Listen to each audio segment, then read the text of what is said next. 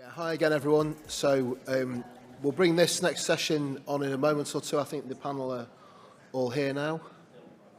Yeah. So a slight change to the schedule.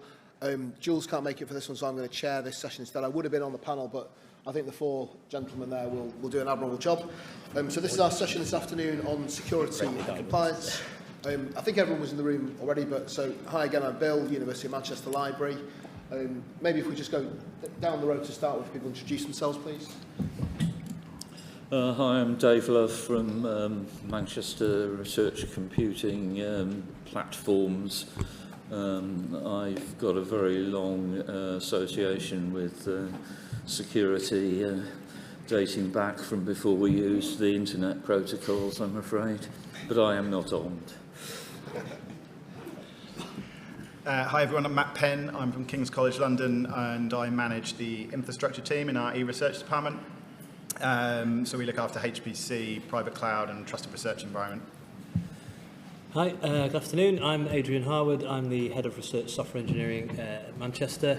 I'm also part of Manchester Research Computing, which is actually Research IT. Research, that's what I should have called it, isn't it? Dave is in the research platform side. I'm in the research software engineering side of Research IT. Hi, I'm Saul Cozens. I'm the Head of Research and Innovation IT at the University of Sheffield.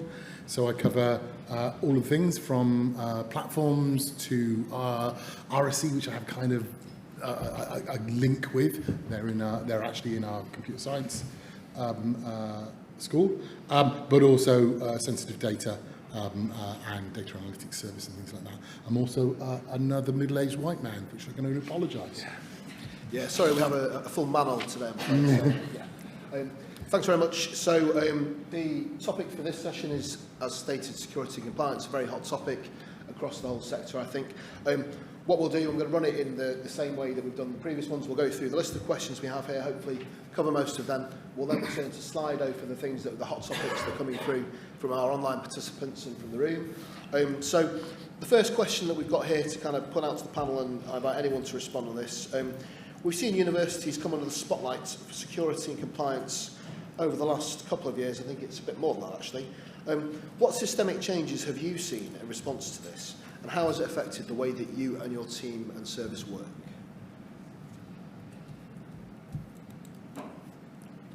Which order are we going in? Jump in, yeah. I'll jump in and start. So I think obviously the sort of public perception, management perception of cybersecurity has changed dramatically over the last decade or so. And I think as someone that sort of cares very deeply about security, that is mostly a positive thing. So positive examples would be the sort of acceptance in the user community that multi-factor authentication might be a reasonable thing. When I first started having those conversations at King's about 8 years ago when I joined, there was a bit more friction. And now we have MFA on our HPC cluster, among many other systems at King's, and people are used to it, so that's good. There's also been sort of positive engagement at pre-award stage, where people are dealing with data coming from NHS or other sort of pharma partners, Ministry of Defence, that sort of thing. So we see a bit more proactivity, and people are really coming towards us for the TRE service. So that's really good, because historically, actually, we never got involved at pre-award for anything, and it was always like, do this after the fact.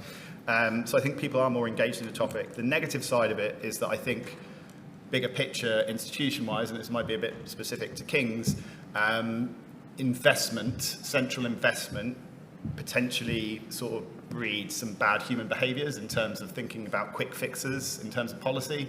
So there has been some occurrence of things like cyber essentials, and requirements to use Intune on mobile devices that have been sort of rushed out. And I think that's a bit of a product of people seeing the investment that has been made and has been very useful in cybersecurity. We've got a lot of good cybersecurity staff at King's, but sometimes that means upper management think this must just be fixed and it must just be simple because we've invested. And I think that obviously everyone here knows that universities, there's always a lot of context and nuance, and you really need to understand what you're doing at the coalface in order to apply security methods on top of it. So that's a bit of the contrast of good and bad. Yes, so I'll save it for Manchester. Dave, you probably elaborate a bit from your perspective. I think more generally, as probably everyone in the room would know, there was an incident, should we say, involving Breach. a rather large cyber incident that has suddenly motivated Manchester on an institutional scale to take security in a completely different way than we previously did. I'm not going to say too much about exactly the details of how that's being done across the whole of IT services, but the point here of relevance is that the Manchester RSC Group are part of IT services. So essentially we have a seat at the table for these discussions. In fact, there's a meeting going on right now that I'm not at, discussing exactly that. So I think that's one positive thing that I can say is a change, in as much that, yeah, suddenly this has become top priority, big on the agenda, but actually research IT does have a seat at the table, which I think is something I can say is a positive thing compared with stories I hear elsewhere. That said, the people who are leading that change, I do find, tend to consider business needs as the sort of primary use case, and then researchers' needs often is considered separately or on the side or as an exception or as an edge case. And that in itself provides a great deal of frustration, I've found. Frustration for the work we're trying to do, because you cannot take this view to security that you can sit there and say, well, all right, all of our users are going to be university staff. All of our users are going to have managed university-owned devices, and start making sort of blanket assumptions like that. I think the diversity of the research community and how we work is not well captured by how universities approach security.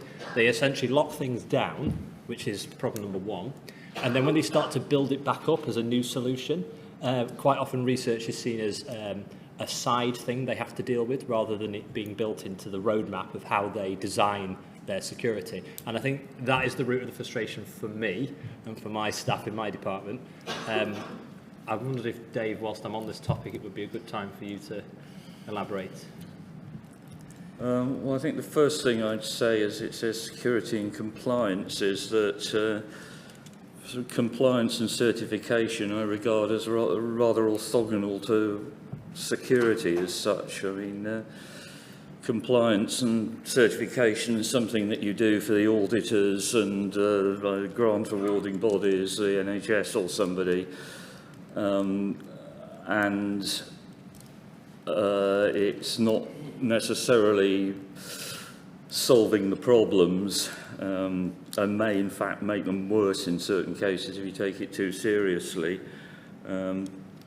It's been said that problems are often worse in places that have a lot of compliance and security and so on, because the people doing it think like auditors rather than security professionals or attackers. I mean, there's obviously some use for making sure that you're doing the very basic things. That's not an issue, but it's most security professionals probably wouldn't say that you need a lot of compliance other than to tick boxes, essentially. I know that probably most institutions are having the same sort of problems with, like in our case, research IT being in IT services but not of IT services, as a colleague says, and there being an awful lot of friction between what we need to do for researchers and the people who basically just say no and don't have users and don't really understand the problems and how to deal with them, because they're not, most of these issues are not fundamentally a really big problem. You can deal with them, and we need to say, okay, you need to do this. How do we arrange it, rather than just saying no all the time, which I'm afraid is a quite common theme, I think. People being blocked from research grants just because they can't get approval for information government or whatever the term is. Yeah, I think that fundamental tension between what the research community needs and how they need to work, and in some cases the response from the institutions is a really tough one. Yeah, it shouldn't be a problem, in my opinion, having done it for a long time. Yeah. Saul, what are your thoughts on this topic?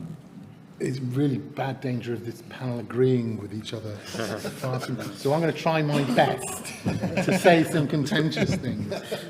The exam question, the question down there is what have we done to change things in response to this? And tell you a little story about what we did. Around 4 years ago, it took us a while to do, so 4 years till now. Which was one of the challenges I was faced with when I joined was, can you build a data safe haven, as they were known as back there, a place for researchers to store and access sensitive data safely.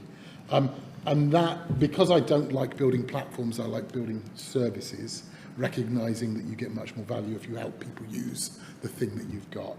Meant to say that instead of doing that, I set up what we call a sensitive data service, which is people with specific knowledge of both compliance and security, more compliance than security, I'll grant you, who actually understand how to apply that in a research context. So that goes to the thing that everybody else has said, is always terrible that we have to do stuff with IT, and IT don't understand research. Again, my experience is that we are part of IT services, so we are part of that group.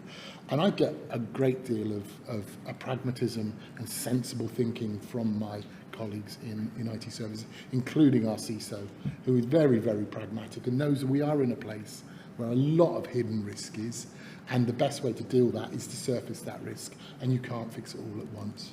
So our ways of working and the things we've done is, one, set up some specific people as a service within research IT who researchers can go to and say, is my data sensitive? What should I be doing about it? How can I deal with that? They're backed by a platform that says, yeah, that is sensitive actually. You need to take care of it, and we have a thing that you can put it on so it is.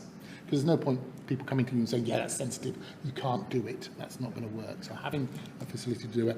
And then with the later challenges that we are beginning to face now, that others I know have, around CE, Cyber Essentials and Cyber Essentials Plus. We are facing those, but we are doing it in partnership with colleagues across IT services and getting quite a lot of pragmatism out of it. Something which I know others at this table didn't get. So, yes, and nudges and winks to my right. I also want to say that security and compliance are different things. Security is making things safe. Compliance is building trust that you are making things safe. So it's really important that we recognise they're not the same thing, and they both have a role. It's okay making some stuff safe, but if nobody believes you, then they're not going to let you have their data. So compliance is important. It feels to many like a tick box exercise. It really isn't. It's the thing that enables you to do stuff safely. I'm sure there was something else I was going to say there. But that the importance of security, I think that we need to recognise, and these discussions I've had in other rooms, where there are people in research and research IT and DRI, etc., who say we should fight this. We should not try and apply these new rules around everybody having to work securely to research, because it doesn't work. That's not going to get us anywhere.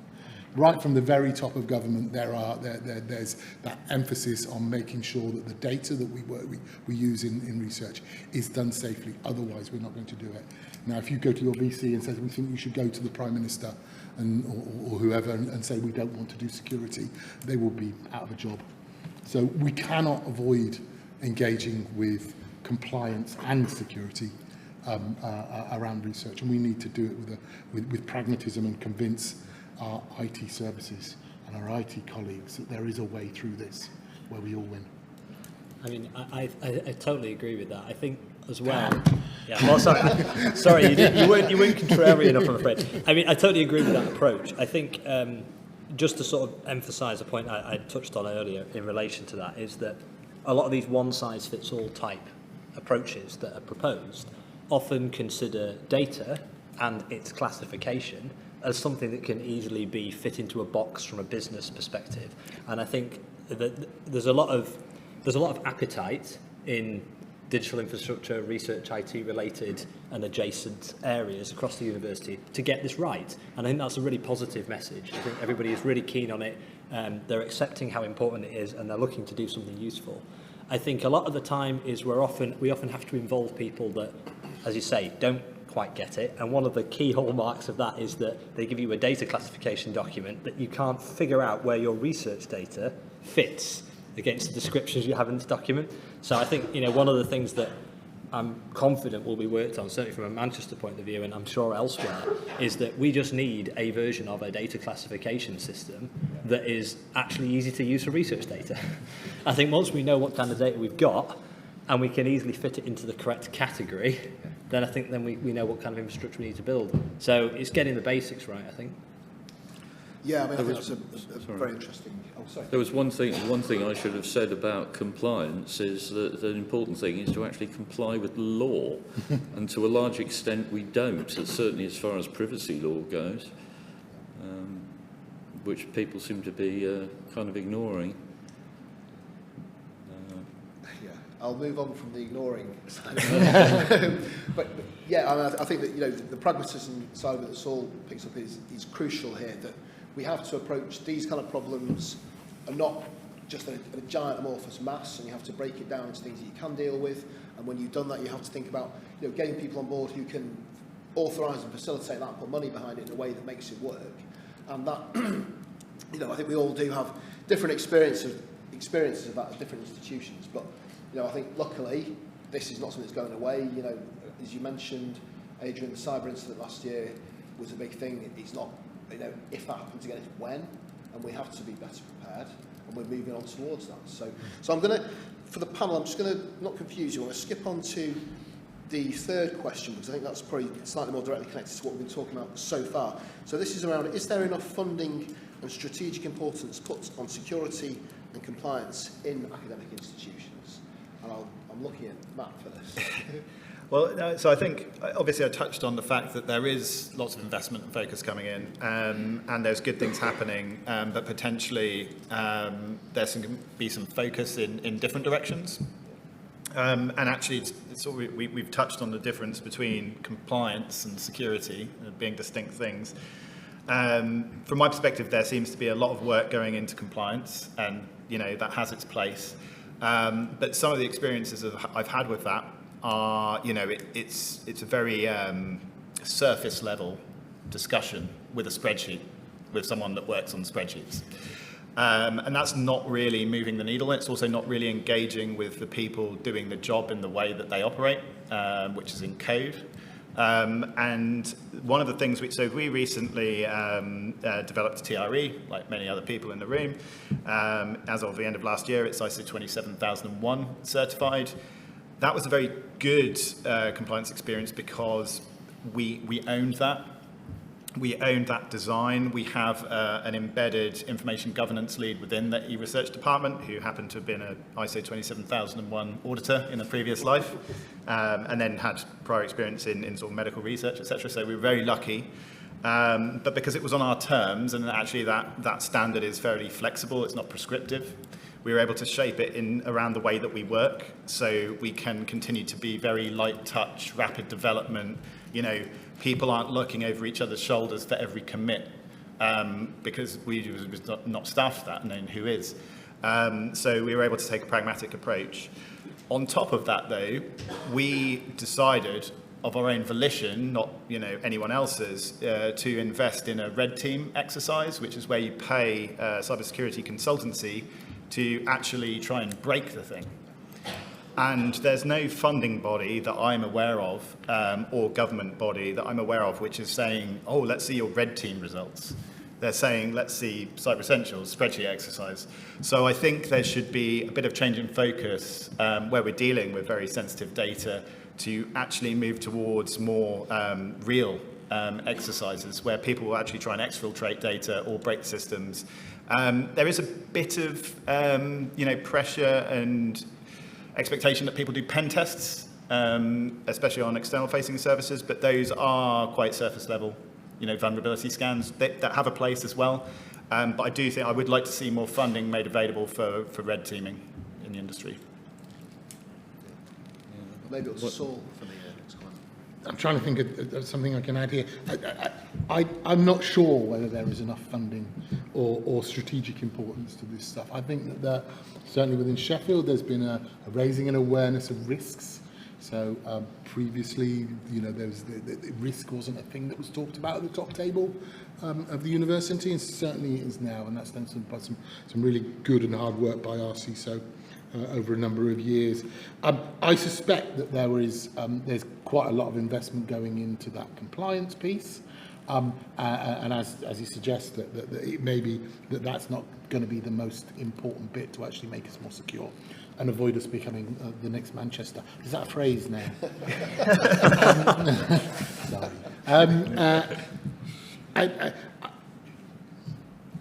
That thought went out of my head. There is, I think, something about how we evaluate and target specific risks. And I think that some of the risks that we actually bear that we don't acknowledge around research data are about state agents within our organisations, and they're not ones you're going to find by an exfiltration exercise, because the attack comes into the HR team. So it's about how does a foreign government get people into projects so that they got legitimate access to data which they then get out. So really the hardest problems of data security are the ones that I think are probably some of our most prevalent in terms of loss of data, the ones that the government are most worried about. The other ones are about cyber attack and denial of service attacks, ransomware, etc. And they're not research IT problems. They are IT problems. They are about somebody being able to access it, apart from where it kind of crosses over into HPC. So if somebody targets an HPC, then that's going to be very interesting to see if we've got protection around that. So I think that we're not targeting the greatest risks. And I think that's probably where we'll understand what investment we need, what funding we need, and what strategy we need around addressing those. Can I just add something in as well on the funding thing? Because I think there is space, a gap for funding people and skills to work in this area. So we're very lucky that one of the good stories is that we sort of co-designed a post with our cybersecurity team in IT services, and so we wrote the job spec together. We were very lucky with recruitment, and we basically got someone that was very much a sort of hands-on sysadmin, but that sits in the cyber security team and knows Linux, well, and can actually develop systems with us. But that, as I say, is quite lucky. And I think, funding body, money coming in, we need to think about how we create positions and drive a pipeline around skills for people actually doing security engineering, and doing more to foster the use of open source tooling in the space. Because I think, again, the security industry is full of really expensive black boxes, and there's a lot of good tools out there that are open and transparent. And personally, I'm a believer that those properties make things more secure, not less. And it's kind of there. And as an industry, we have like the collective capability to do more for that community and that ethos. But we need to make the case, because the budgets are there in UKHE. I mean, I realise financial times are tight, but people are spending a lot of money on security. So we just need to try and carve out a bit of that to shape it to look a bit more like what research computing needs. I think people are probably spending the money on the wrong things. Like you don't really solve the problems by just throwing some money at some magic product that is supposed to solve your problems and may actually increase them, which is quite often done. I mean, I should have said in the first place, I regard security as the most important topic in computing today, and probably in the past as well, when it was taken less seriously. But I mean, on the topic, if I was using something security sensitive like the VPN I use, I expect there to be some sort of security auditing of it, like in the case of my VPN Molvad. they do that every, I don't know what it is, every year or 2 years or something, and they take it very seriously, and they make sure that, you know, everybody can see what they're doing.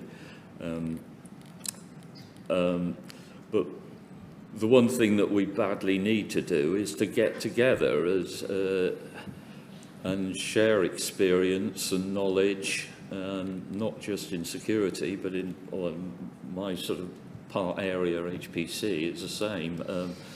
But for instance, you need to actually have post-mortems of your breach or whatever, and the British Library actually was a very good example of doing that.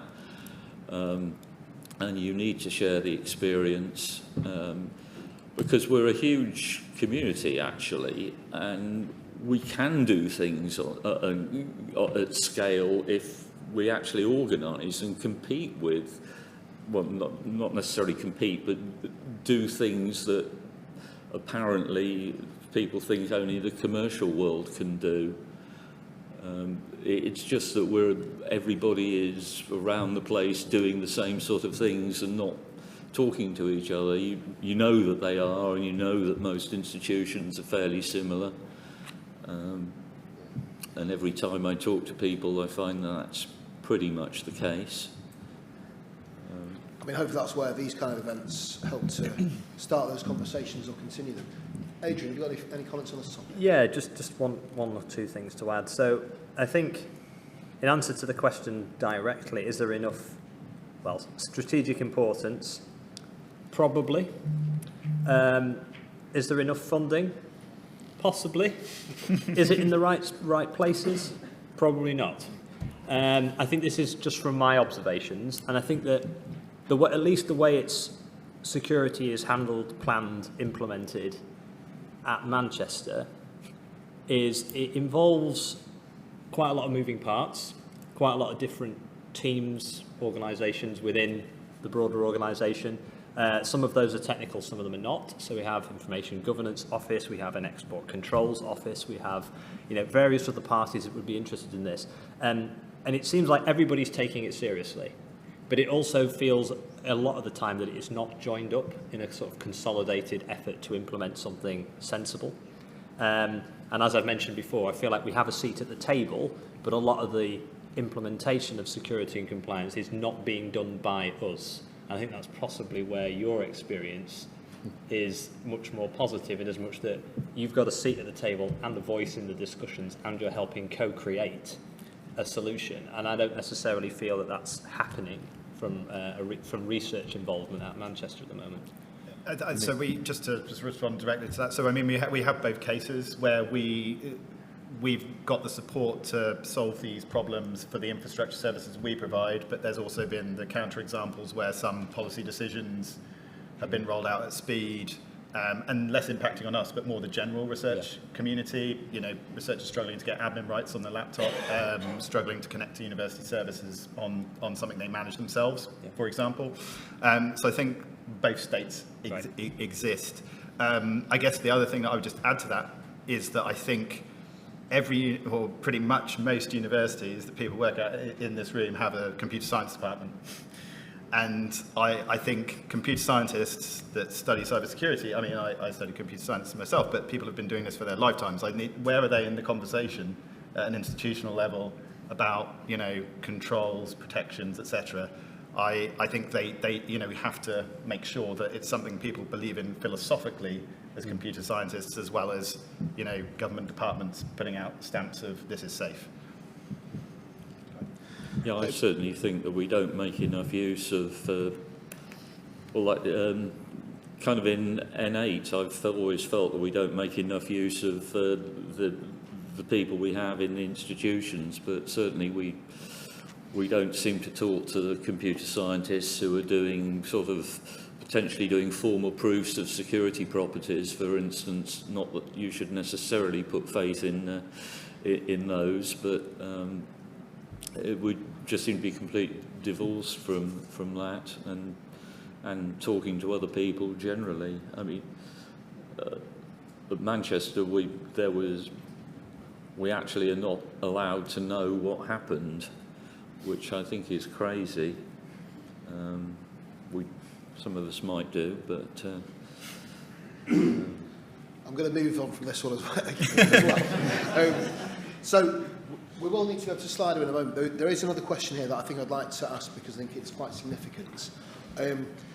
This is around what can funders do to promote security and compliance. So we're stepping away from what we can do.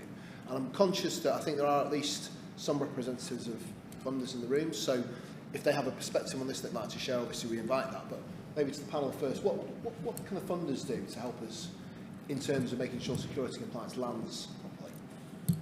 force people to work together,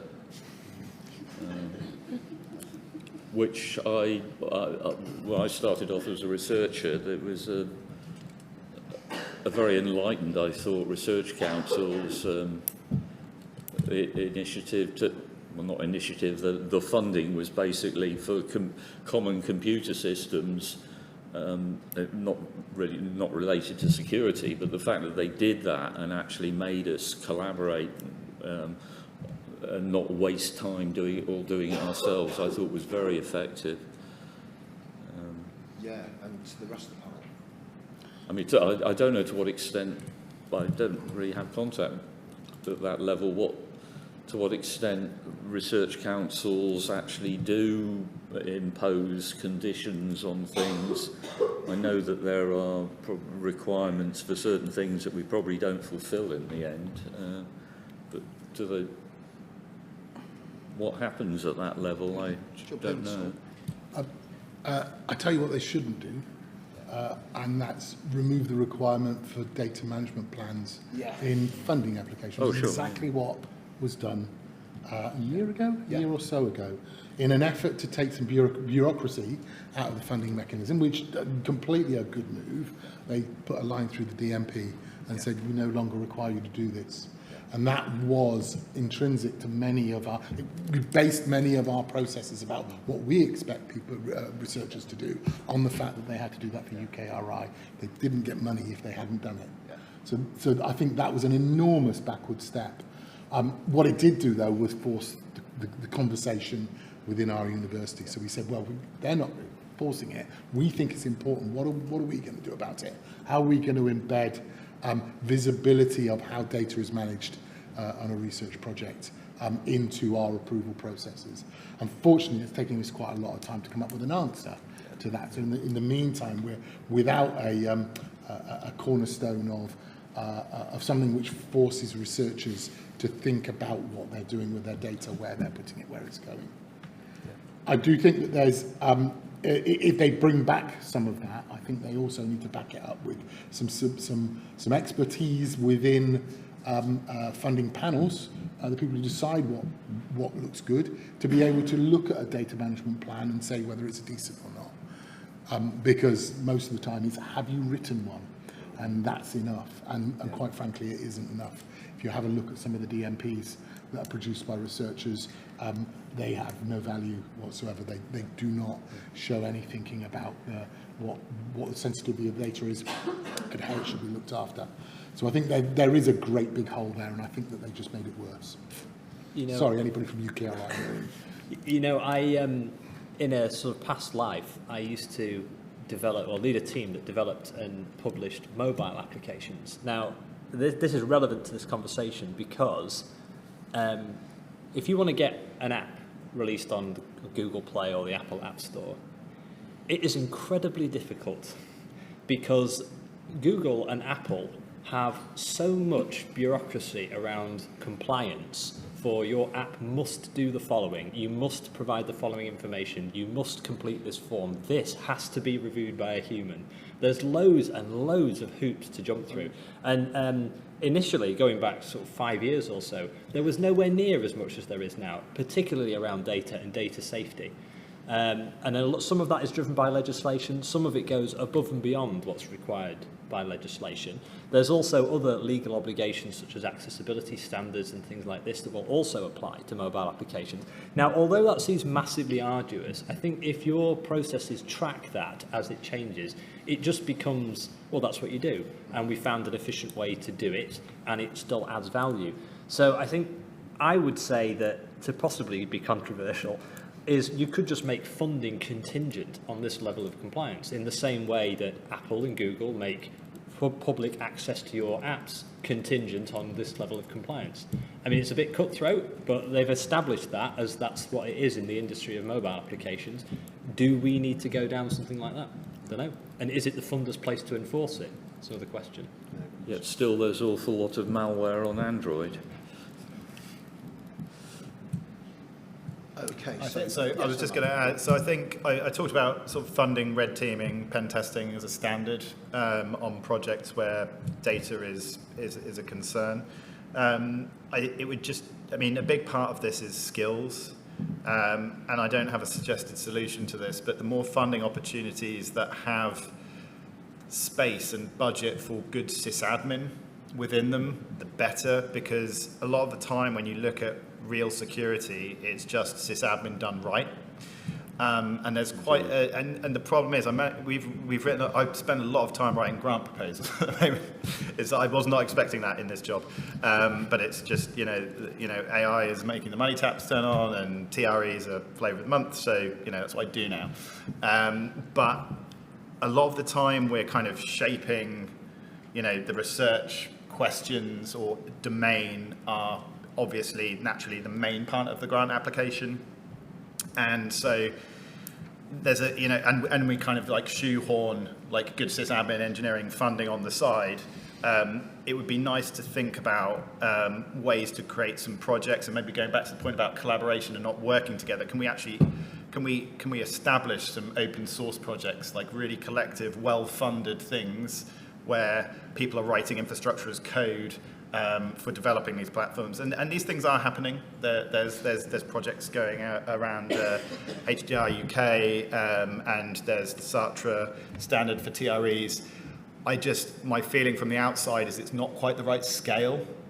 I think it could do with more money, because the reality is that these are like multiple full-time positions to create an open source project which has longevity and gets uptake across all of our communities. A lot of people are doing, as you said, the same thing, and so we need to sort of connect this up, but that doesn't happen unless you get significant funding. So I think that turn the money taps on a bit outside of AI. It will support AI, don't worry, but yeah. Yeah, I'd certainly like to emphasise system management, which is a word I tend not to hear, phrase I tend not to hear. People talk about system admin, which to me is a completely different thing. It's kind of reactive rather than making sure that things don't happen in the first place, which is what I would spend a lot of my time doing. But it's vital for security, as you say.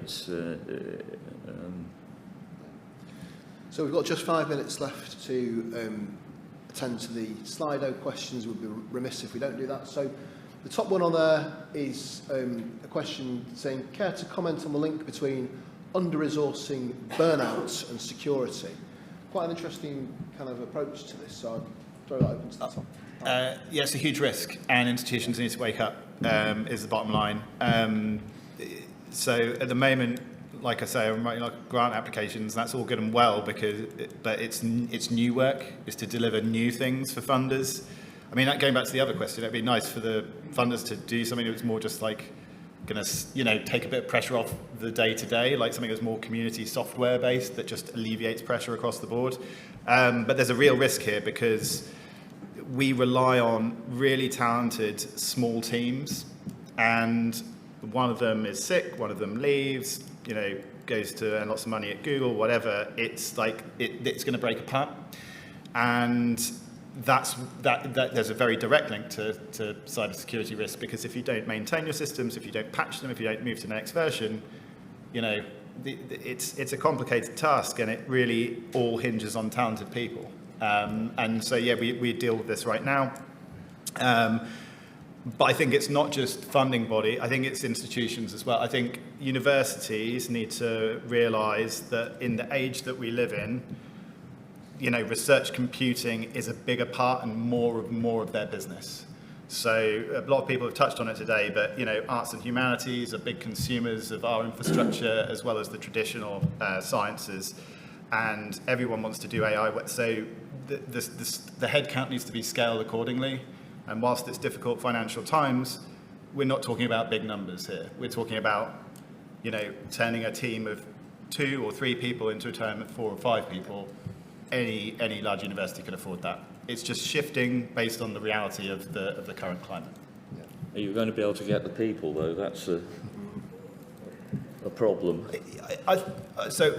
We've been fortunate in hiring people. I think you can grow people as well. So we've got a very good support team. We think we've got a pipeline of skills. So I think those things can be solved. But teach them. Yeah.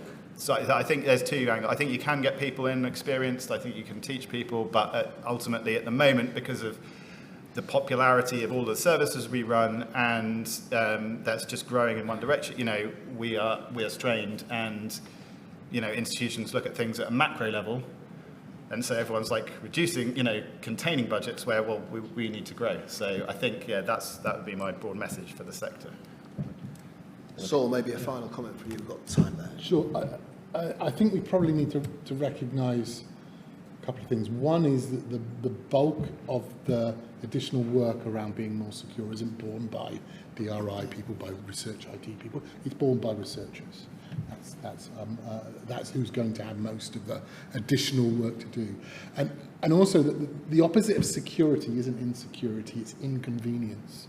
It'd be lovely if I could leave my front door wide open all the time. That would be much more convenient for me.